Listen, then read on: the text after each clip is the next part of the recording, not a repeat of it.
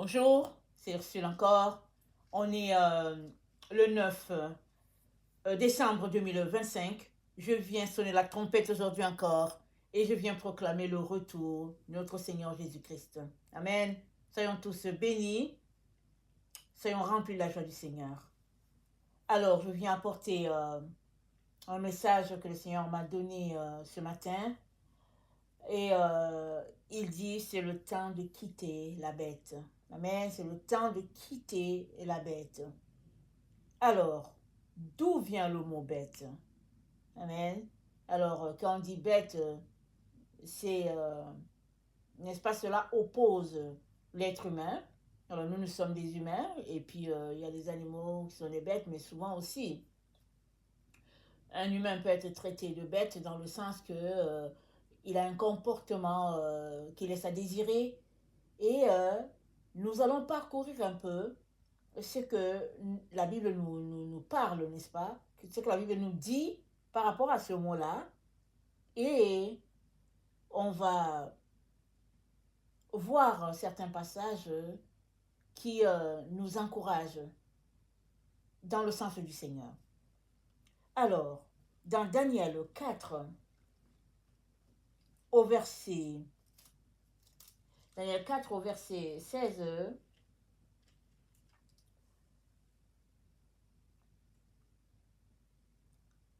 Nebuchadnezzar, le roi de Babylone, a fait un songe et il a demandé à ses sages de lui expliquer et le songe et de lui donner et le songe et son explication. Et les gens n'étaient pas capables, ils ont dit non, mais donne-nous quand même le songe et puis on va te l'expliquer. Il a dit non, non, non, vous me donnez les deux, sinon je vous tue tous. Alors, c'est arrivé aux oreilles de Daniel, pardon, et Daniel a décidé d'aller consulter l'Éternel. Il a dit donnez-moi quelques jours, je ne sais pas s'il a dit 3 jours, et il a pris le temps pour chercher la face de Dieu, et Dieu a donné à Daniel l'explication du songe avant de lui donner, avant cela, il lui avait donné aussi le songe. C'est que les sages et puis les magiciens du roi Nebuchadnezzar ne pouvaient pas donner. Daniel a expliqué au roi et le rêve et le songe, et le rêve, pardon, et son explication. Et c'est ça qui a fait, n'est-ce pas, dire au roi que le Dieu de Daniel, c'est le vrai Dieu. Et dans le rêve que le roi Nebuchadnezzar a eu, au verset 16, alors que Daniel explique, il dit au roi, attendez, je ne veux pas lire tout, je cherche une partie euh, qui est un peu propice, n'est-ce pas? Alors, Daniel 4, au verset 16, dans le 8 secondes, voilà ce qui est dit, le verset qui nous intéresse. C'est dit, son cœur d'homme lui sera ôté, et un cœur de bête lui sera donné, et 7 ans passeront sur lui. Amen, ça c'est dans le 8 secondes. Et dans la version Taube, il y a un décalage de 3 versets. Et c'est plutôt le verset 13. Dans la version Taube, c'est dit, on changera son cœur pour qu'il ne soit plus un cœur d'homme. Et un cœur de bête lui sera donné. Puis, cette période passeront sur lui. Et la chose se fait par décret des vigilants, et l'affaire par ordre des saints, afin que les vivants reconnaissent que le Très-Haut est maître de la royauté des hommes, qu'il la donne à qui il veut, et il élève le plus humble des hommes. Amen. Alors, on n'a pas tellement les mêmes explications, n'est-ce pas? On n'a pas tellement les mêmes versets, où il y a certains mots qui manquent, mais l'idée ici, c'est que le roi Nebuchadnezzar s'est comporté d'une manière très hautaine et le décret est sorti. Les saints ont jugé, les vigilants aussi, les vigilants c'est, je pense, les gardiens de la terre, les anges, ils sont pas, on les voit pas, ils sont de l'autre côté, c'est-à-dire c'est les gardiens de notre monde. C'est un peu complexe, mais voilà, prenons ça comme ça. Alors c'est dit que c'est l'ordre des vigilants, et puis c'est l'ordre des saints, et cet ordre c'est que le cœur du roi Nebuchadnezzar doit être changé, et un cœur de bête lui sera donné, puis cette période passeront sur lui. Et mais avant que cette parole sorte, au verset 12, voilà ce qui a été dit, c'est dit que, au verset 11 et 12, c'est dit, abattez l'arbre et coupez ses ramures, dépouillez son feuillage et épargnez ses fruits, que les bêtes fuient de sous lui et les oiseaux de ses ramures. Mais la souche de ses racines, laissez-la dans la terre. Et avec un lien de fer et de bronze dans la végétation de la campagne. Il sera baigné par la rosée du ciel et il aura en partage l'herbe de la terre avec les bêtes. Amen. Il aura en partage l'herbe de la terre avec les bêtes. Donc voilà la sentence qui est tombée pour le roi Nebuchadnezzar. Et pourtant, c'est à lui que Dieu a confié Juda, quand Juda était déporté, et c'est encore au roi Nebuchadnezzar que Dieu a confié tous les autres rois de la terre. Mais, quand le temps du jugement de l'Éternel est arrivé, Dieu a tout simplement décidé que le roi Nebuchadnezzar devrait subir son jugement.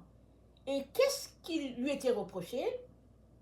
Alors, dans toutes les versions, c'est pas dit, mais dans la version Tobe, qui est l'une des versions originales, c'est dit, au verset 22 de Daniel 4, c'est dit, on va te chasser d'entre les hommes. Tu auras ton habitation avec les bêtes des champs. On te nourrira d'herbes comme les bœufs et on te baignera de la rosée du ciel. Et cette période passeront sur toi jusqu'à ce que tu reconnaisses que le Très-Haut est maître de la royauté des hommes et qu'il la donne à qui il veut. Et ça continue, c'est dit, puis on a dit de laisser dans la terre la souche des racines de l'arbre. Ta royauté, ça c'est Daniel qui continue d'expliquer, ta royauté se prolongera pour toi dès que tu reconnaîtras que le ciel est le maître. C'est pourquoi, ô roi, ça c'est le conseil maintenant de Daniel. Daniel donne le conseil au roi. Il lui dit, c'est pourquoi, ô roi, que mon conseil t'agrée. Rachète tes péchés par la justice et tes fautes en ayant pitié des pauvres. Peut-être y aurait-il une prolongation pour ta tranquillité. Amen. Voilà, c'était un roi qui s'occupait de son peuple selon, n'est-ce pas, ce que lui il a pensé, mais les pauvres, ils étaient laissés à leur compte, un peu comme ça se passe aujourd'hui. Et Daniel lui dit, voilà, le décret est tombé, la décision est arrêtée, c'est-à-dire que c'est arrêté que ton cœur d'homme là que tu as, ça va devenir un cœur de bête. Tu vas aller habiter avec eux. Et c'est le jugement de Dieu pour le roi Nebuchadnezzar. Et c'est dit que jusqu'à ce que tu reconnaisses que le Très-Haut est maître de la royauté des hommes. On sous-entend ici que le roi Nebuchadnezzar se prenait comme un dieu. Il n'avait pas, n'est-ce pas, de respect pour le vrai Dieu. Il se comportait d'une manière désinvolte envers Dieu. Alors, quand le temps est venu de le juger, voilà ce qui lui est arrivé, n'est-ce pas?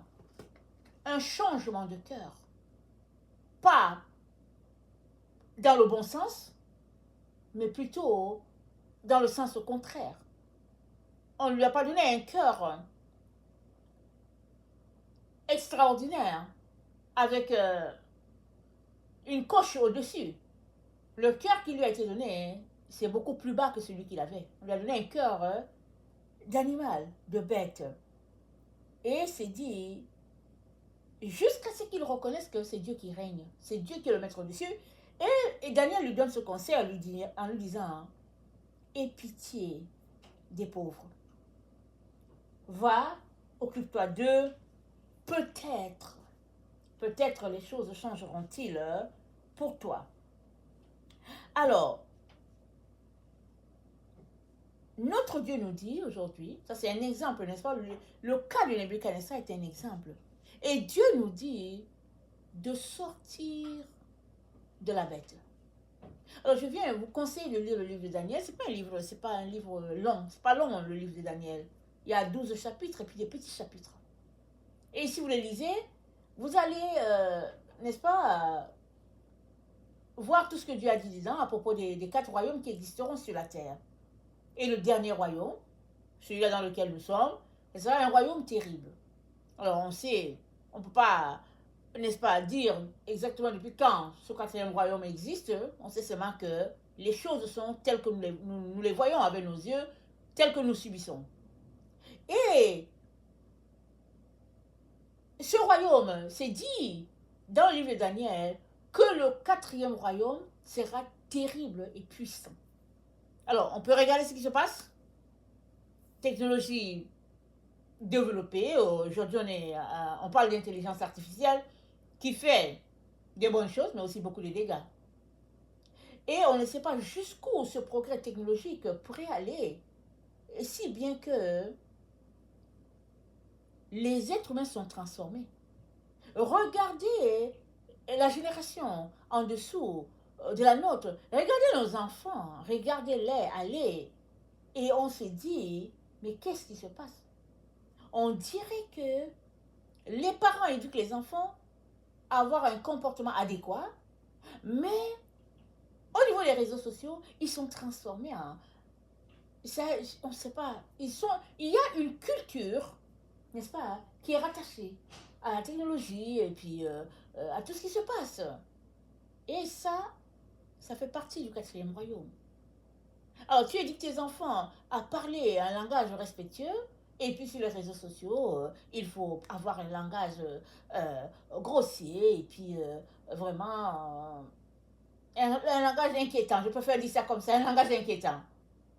Et ça ne va pas aller en diminuant cette dégradation de mœurs. Ça va plutôt aller en s'accentuant, n'est-ce pas, bien loin des valeurs de Dieu.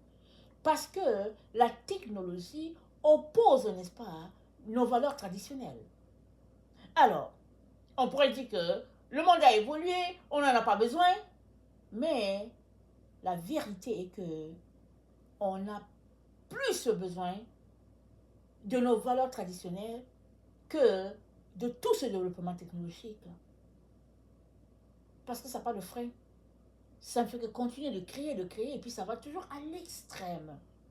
Si bien que on se rend bel et bien compte que nos enfants ont besoin de limites. Nous aussi. Mais en tant qu'adultes, on fait des efforts, n'est-ce pas, pour demeurer dans notre éducation de base. Mais nos enfants, nos ados, ils ont besoin de limites. Parce que pour eux, c'est ça le monde. C'est ça la vie.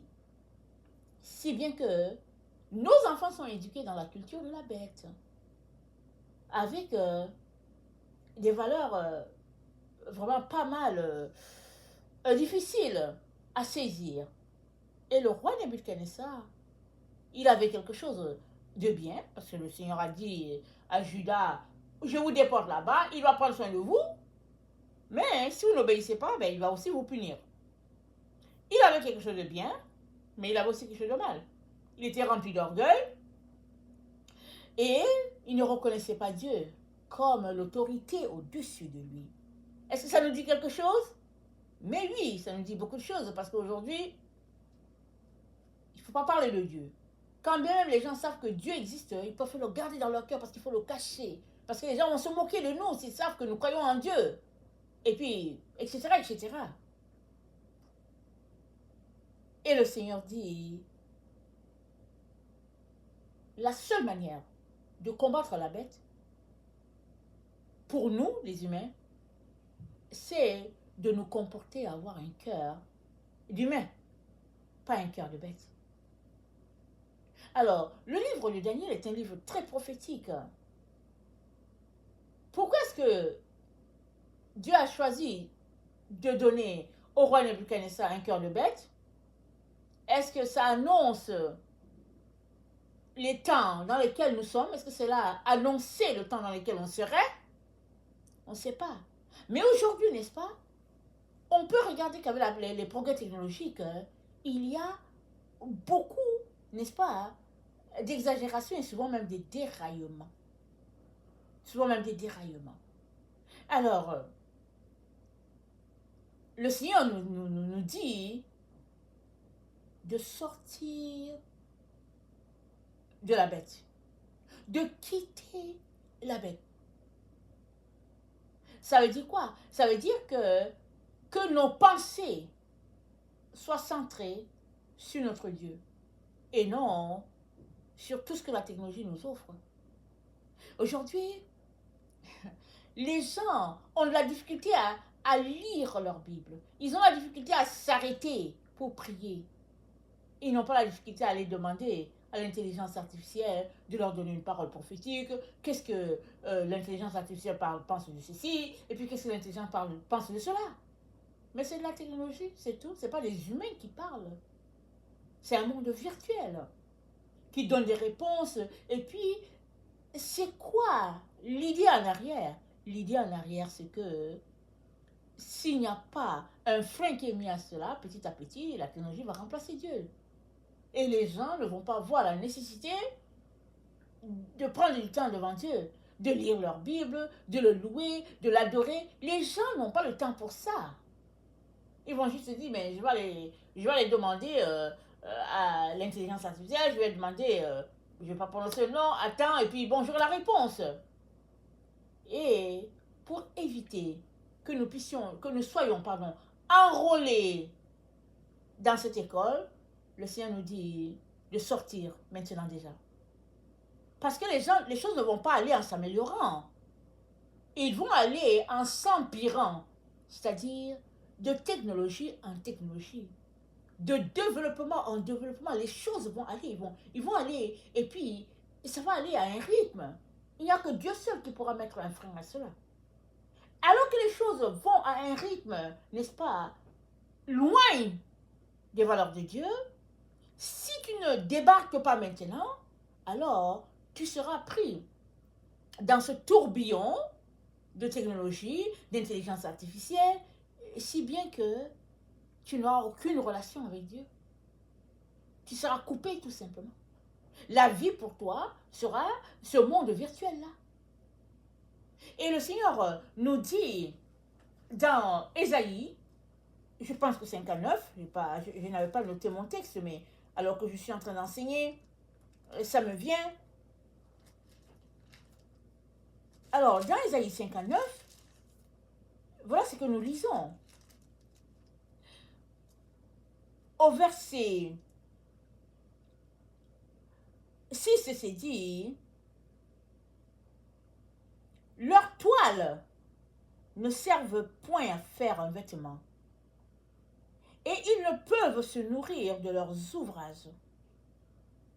Leurs œuvres sont des œuvres d'iniquité, et les actes de violence sont dans leurs mains. Leurs pieds courent au mal, et ils ont hâte de répandre le sang innocent. Leurs pensées sont les pensées d'iniquité.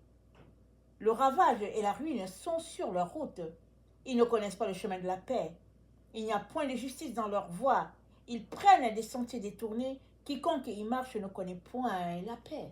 Et ça, Ésaïe l'a dit bien avant que Jésus-Christ vienne. Et si nous regardons notre monde, n'est-ce pas, aujourd'hui, avec la technologie et tout ça, et tout ce qui s'y passe, on peut s'arrêter et réaliser que ces œuvres-là que nous prenons comme de la découverte, comme un monde extraordinaire, quand le juste juge regarde les œuvres des hommes, il dit, c'est les œuvres de néant. Ces œuvres ne servent à rien. Et Dieu nous invite à sortir du système de la bête afin que nos œuvres puissent compter, afin que nous puissions marcher en raisonnant, en réfléchissant comme Dieu nous a conçus. Alors, quelle est la différence entre une bête et puis un humain? Alors, l'humain, Dieu lui a donné la capacité de raisonner, de réfléchir par lui-même, il a une volonté, des émotions, et puis il agit d'une façon, c'est-à-dire il a des sentiments. Un humain, quelqu'un qui a un cœur d'homme, c'est quelqu'un qui a des sentiments, qui réagit comme Dieu aimerait qu'on réagisse, c'est-à-dire il a une considération pour ses semblables et tout. Mais quand quelqu'un a un cœur de pierre, ça veut dire que c'est quelqu'un qui est dur et pas à peu près. Mais encore là, c'est un humain. Mais quand quelqu'un a un cœur de bête, alors ça veut dire qu'il se comporte comme les animaux. Il n'a pas, n'est-ce pas, cette intelligence que Dieu a donnée à l'humain, et si bien qu'il est associé carrément au monde animal, il fait ce que les animaux font.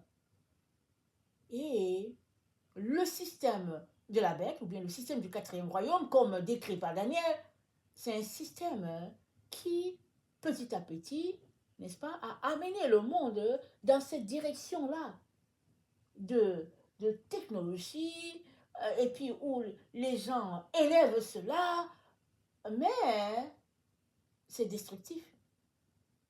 Parce que Dieu ne nous a pas créés pour que nous agissions comme des bêtes, mais il nous a créés pour que nous puissions fonctionner comme il aimerait qu'on fonctionne, c'est-à-dire avec une intelligence, avec un raisonnement, et puis avec un cœur tendre et bon.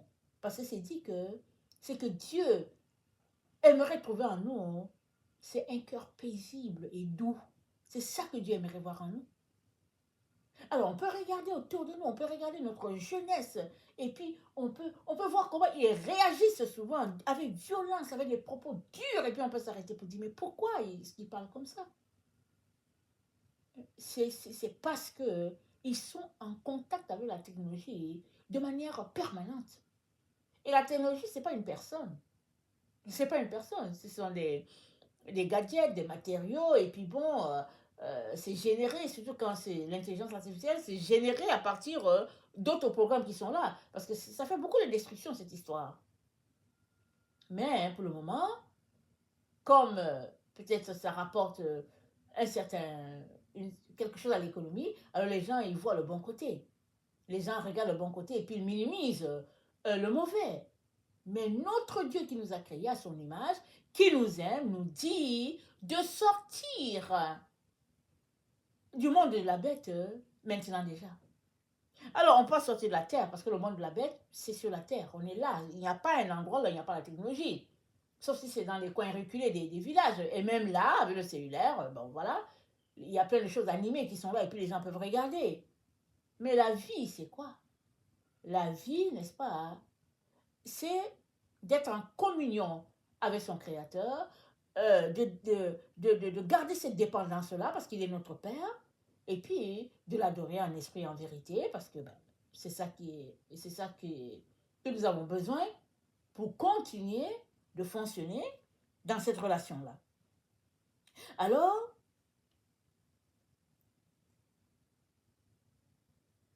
dans Daniel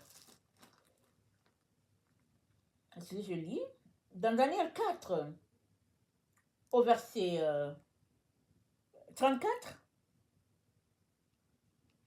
Attendez, je vais lire dans la version, j'étais dans la version top, je vais aller dans la version 8 secondes. Dans Daniel 4, au verset 34, c'est dit, après le temps marqué, moi, Nebuchadnezzar, je levai les yeux vers le ciel et la raison me revint. Je bénis le Très-Haut, j'ai loué et glorifié celui qui vit éternellement, celui dont la domination est une domination éternelle et dont le règne subsiste de génération en génération. Tous les habitants de la terre ne sont à ses yeux que néants. Il agit comme il lui plaît avec l'armée des cieux, avec les habitants de la terre. Il n'y a personne qui résiste à sa main et qui lui dise que fais-tu? Amen. Ça sort de la bouche d'un roi qui était très arrogant, qui ne donnait pas à Dieu respect et gloire. Et aujourd'hui, c'est ça qu'il dit. Une fois que, il dit, quand le temps marqué fut arrivé, le roi Nebuchadnezzar leva les yeux vers les cieux et il dit, la raison me revint. La raison me revint. Alors, toi et moi, créés à l'image de Dieu, nous avons ceci, c'est que Dieu nous a créés avec la capacité de raisonner. Ne suivons donc pas juste la traîne en disant, ok, les choses vont à gauche, allons-y à gauche. Ok, les choses vont à droite, allons-y à droite. Mais non, nous sommes capables de raisonner et puis de mettre Dieu parfaitement à sa place en disant, ok, d'accord, il y a la technologie, je vais juste utiliser ce dont j'ai besoin de la technologie. Le reste, je ne veux pas embarquer là-dedans, je vais donner à Dieu toute la place. Parce que ce ne sont pas les morts qui sont appelés à louer Dieu, à le glorifier. Ce sont les vivants comme toi et moi. Et le roi Nebuchadnezzar, n'est-ce pas, aujourd'hui, il nous prêche. Même si il a quitté la terre, il est dans la présence de Dieu, puisqu'il a appris à connaître ce Dieu-là, il est en train de nous enseigner. Et pas à peu près. Parce qu'il s'est rendu compte que c'est Dieu qui domine de génération en génération. Et qu'il n'y a personne qui lui dit quoi faire. Mais il a fallu 7 ans de vie pour lui avec les bêtes, pour qu'il puisse réaliser que, au fait, il y a un Dieu qui est capable de transformer un humain en bête, une bête en humain. Ça dit que Dieu est capable de faire tout ce qu'il veut, ce sont les miracles qu'il veut. N'oublions pas, il a dit, il a parlé par la bouche de notre Seigneur Jésus, alors que les pharisiens étaient en train de ridiculiser Jésus. Jésus-Christ a dit, de ces pierres-là, Dieu peut susciter une descendance à Abraham.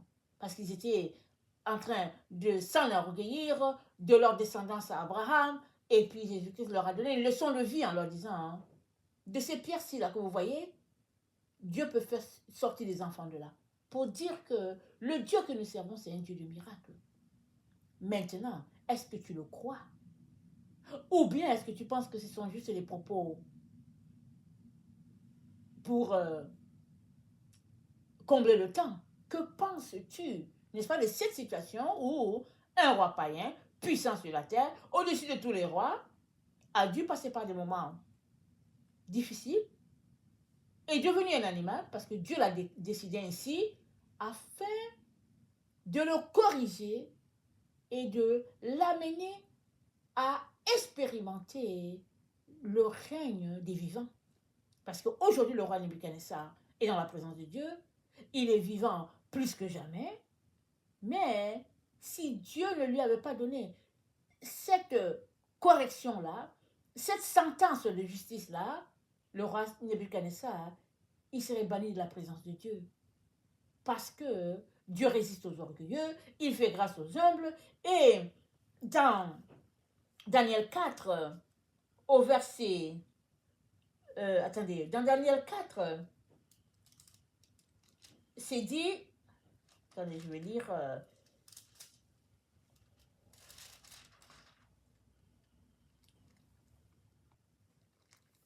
c'est dit, Dieu élève qui il veut et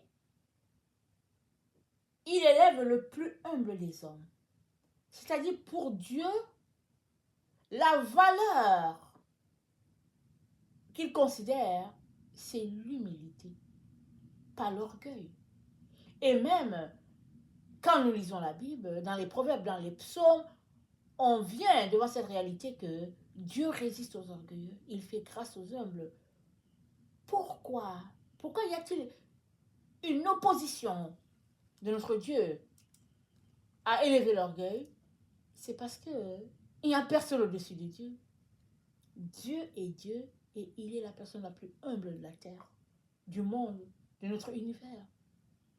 Il n'a pas créé l'homme pour qu'il marche et qu'il vive dans l'orgueil, mais il l'a créé pour que l'homme soit en relation avec son Dieu. Et qu'est-ce que l'homme a qu'il n'a reçu de Dieu? Amen. Qu'est-ce que nous avons que nous n'avons reçu de Dieu? Pourquoi donc marcher dans l'orgueil?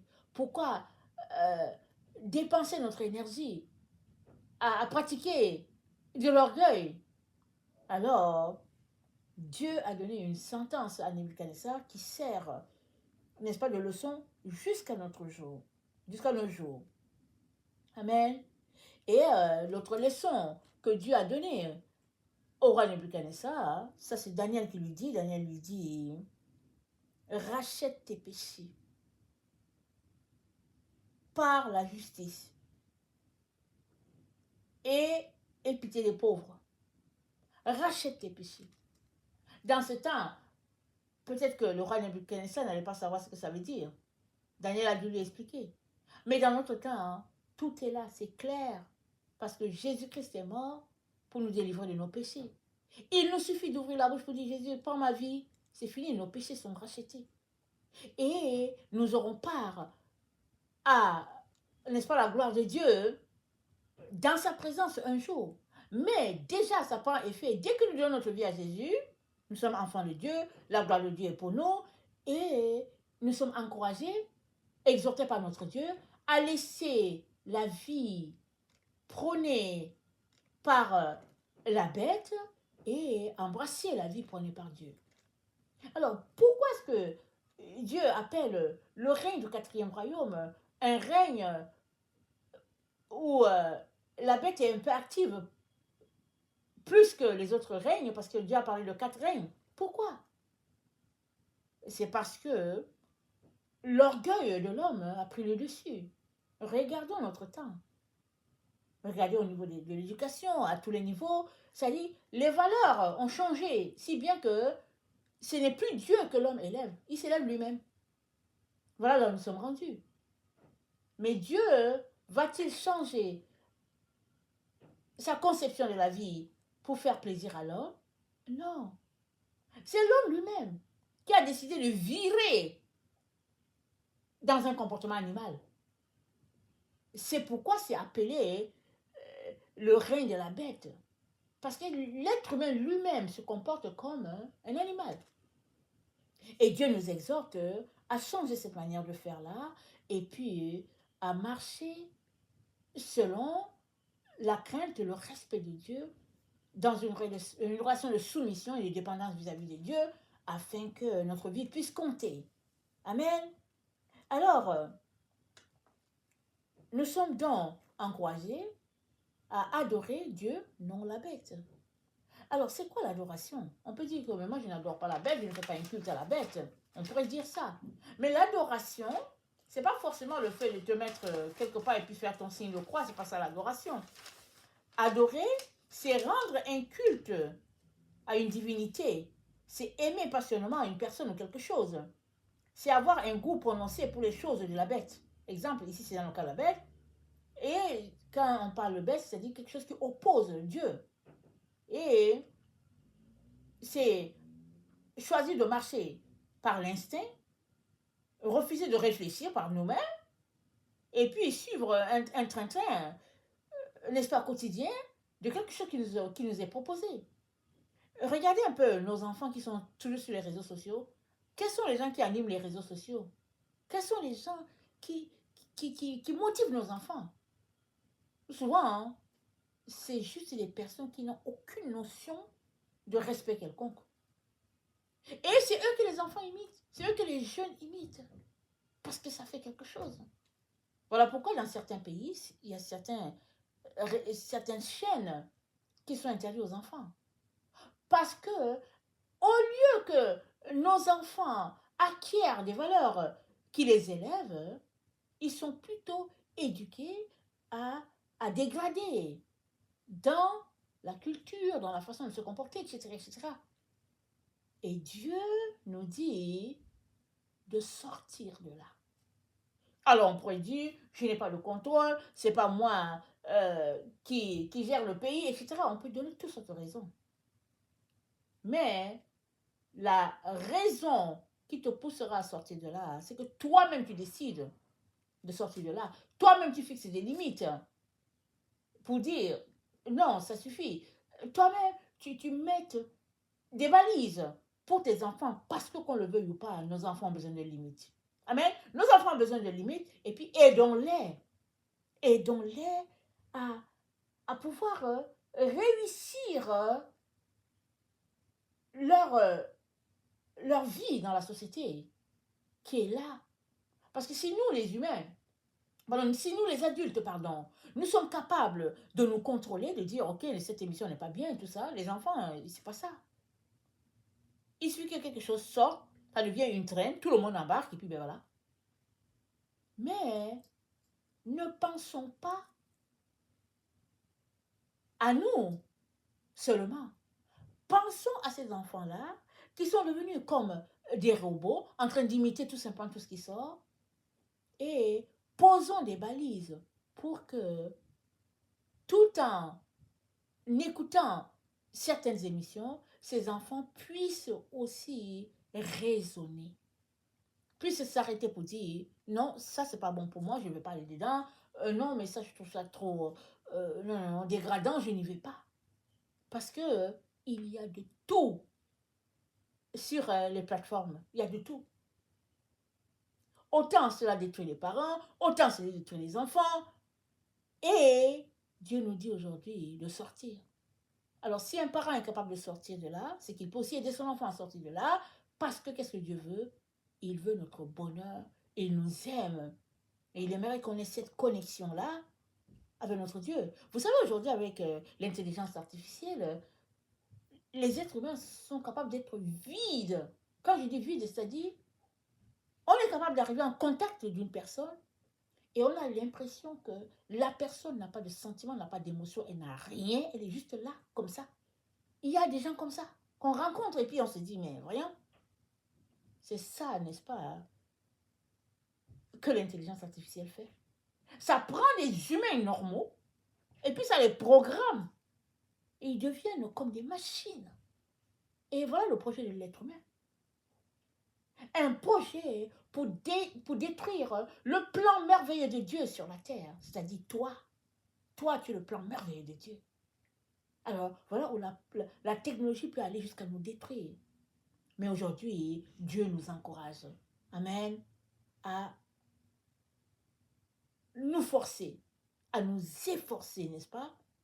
À laisser la technologie de côté et à embrasser non le règne de la bête, mais le règne de Dieu en nous. C'est-à-dire avoir une relation avec Dieu, communier avec lui, et puis, n'est-ce pas, l'adorer, le louer, et décider de marcher comme un être humain. Dieu nous a créés pour que nous soyons des humains sur la terre et non des robots. Amen. Que le Seigneur bénisse sa parole et que sa joie soit notre force. Amen. Alléluia. Soyons tous bénis. Amen et amen.